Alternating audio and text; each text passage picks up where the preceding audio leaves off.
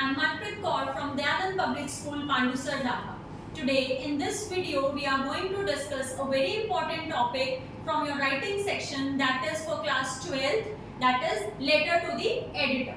So, a very effective medium. First of all, let's discuss in general what a letter to editor is. So sometimes it happens that you strongly feel about an issue and you want that your viewpoint should not be limited to your family, to your friends only, but it should reach to the maximum number of people. So for that, it is the perfect medium, which is called letter to the editor.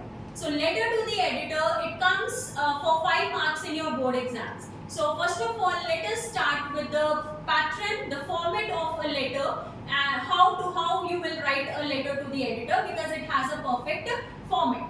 So let's see what a letter to the editor is. So what is a letter to the editor? It's a written way of talking to reader of a regularly printed publication. Generally, it is found in the first section of any newspaper, any publication, or any editorial page.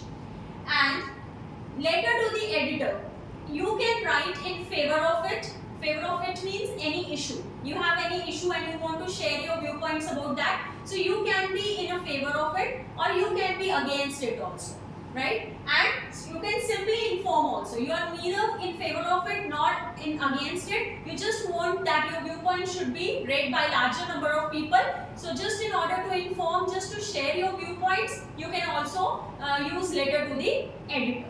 One thing that we need to keep in mind while writing a letter to the editor is, as I have given, that it should be less than 300 words. As we all know that every word in the editorial page, any magazine or newspaper, columns, it is paid. So generally it is considered that it should be less than 300 words.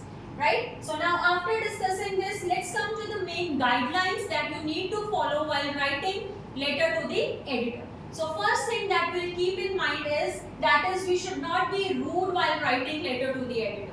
We should not use rude words, and it should not be biased.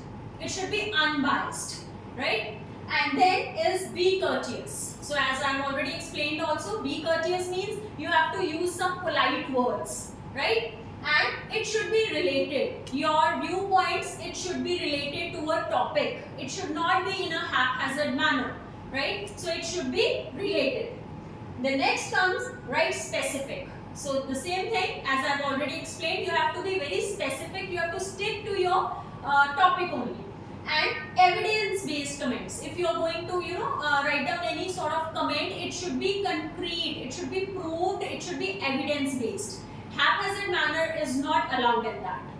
And then is you can also present an additional data. If you have any graph, any statistics related to any of the issue, then you can also give that. But the condition is that it should be proved, it should be concrete, it should be clear. And the next point that we are going to discuss is that you should be brief, right? And it should be, your wording should be concise. To the point wording should be there, right? You cannot mention any stories in that. You should be very brief, and your viewpoint should be related to the topic only.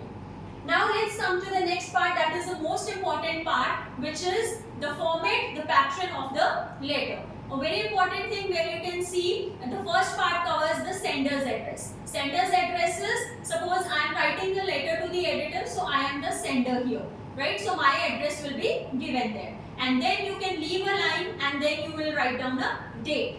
After that again you can give a space, and after that there will be receiver's address. Receiver's address means the one who is receiving your letter. So here the editor is receiving your letter, so obviously the the pattern will be the editor. If I say the Tribune, and in the next line Chandigarh.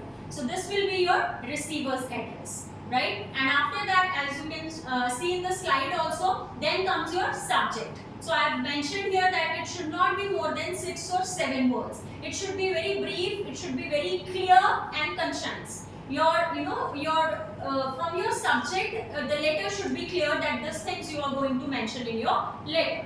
And then comes your salutation. Salutation is what we write, dear sir, madam, this is salutation.